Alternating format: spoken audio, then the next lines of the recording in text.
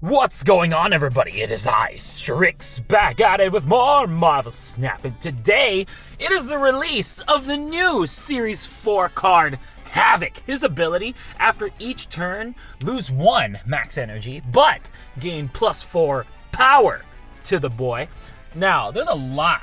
Look, this is one of the few cards I actually looked up into in research promo. Usually, I try to keep myself, away from what other forums are. I kind of have I want to kind of see organically, okay, what if I get the card right there and then, what can I build? But I did look at some strategies and tips. I thought about formulating the perfect deck to kind of utilize all his strengths and abilities. What can I use? What are the stats? What can I do?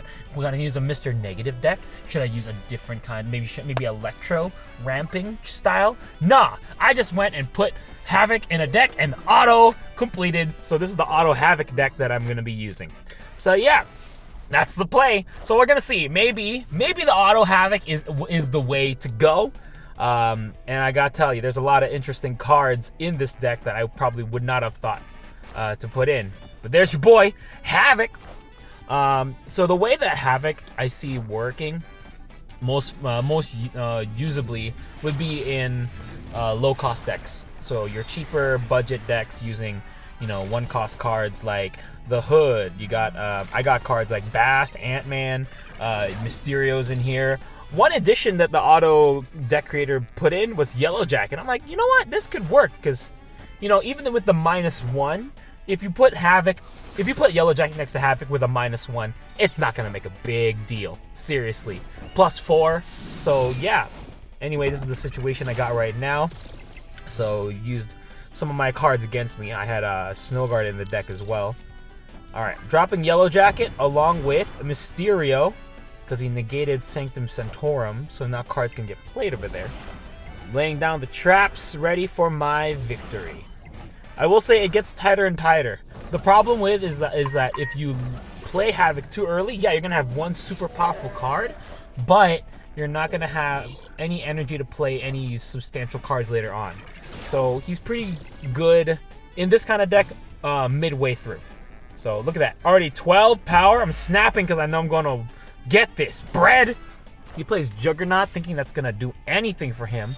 Unfortunately, Damon has come out to play, and HAVOK is here to wreak some havoc.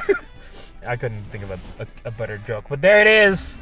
Ooh, honestly, it's different. It's like, compare this to the Blob, where the Blob is sort of like, he's a late turn game that gets super buff. This is an early game card that you can play that gets super buff. Both, it's like opposite side of the spectrum, honestly, and I like it. I like that, the game is starting to give us different options of play here. Look at this. We both have the same variant of Bast. He has the foil variant after you go into it later, but I like keeping it its original Infinity variant because the weird black rock is off-putting. All right, he's reacting. I wonder why. Oh, look at that, he also has a Nico. It's funny, I have the same variant of Nico. But it's all good. All right, I played Snowguard. Snowguard was one of the options in this deck as a low cost card. Probably could change it up with different other ones, but for now, Snowguard's not bad. I think there is some good utility with Snowguard's cards that are useful in this case. All right, here's Hood coming in with a double up. See, he made a misplay. This is unfortunate for him. Lamentus played and he used Nico's draw ability, and he had no cards left in his deck, so that's sad. All right, let's finish this. We got Damon. We're about to double up to 12. Let's go. He's leaving. Okay, that's fine, I guess. No, I get it, man. You saw that things were impossible to win. Also, if you notice, I have a new emote. I have the Cosmo Shades emote. That means that I finally completed the entirety of the Dan Hip album, which honestly, looking back on it, I really like the Dan Hip variants. It's really cool, and thankfully they're also pretty affordable. But also, I feel like the Dan Hip variant. Let me talk about this real quick. the Dan Hip variants have been getting a lot of flack. I think early in the game, Dan Hip variants were getting a lot of slack. Lately, I feel like a lot of the variants are like must-haves. Like, I got the Cosmo variant of Dan Hip. I love it. It's so cute. And a lot of the other ones are just also really nice to look at also. You know, like the Omega Red is great. Onslaught. All of them just are nice.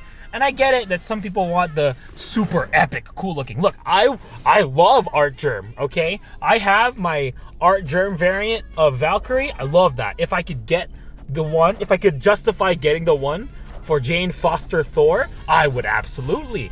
But I love Dan Hip's variants, and plus they're cool. Like the Martyr version of it, Galactus of it, and it's on the cheaper side of it, which, you know, I feel like there should be like mid-tiers, you know? There should be like a mid-tier variant version of it. Anyway, that's my talk on the, like, look at this, Mysterio.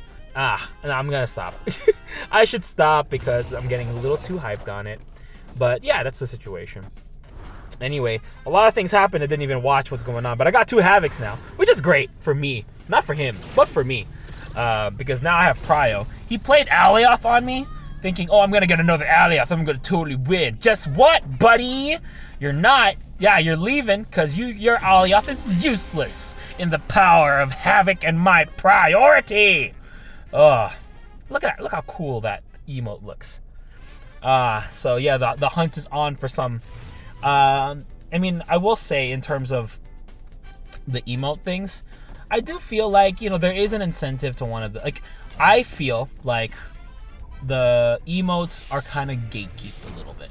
And, you know, I've been playing this since beta, and I feel sad because the emotes are kind of hiding behind essentially a paywall. If you don't have enough gold saved up, or if you don't have like the literal money to buy enough gold to get these variants, you're gonna be waiting for a long time to get them, you know. And I'll admit, I've swiped to get some stuff because, you know, some of these variants look cool and I'm in a position where I am able to.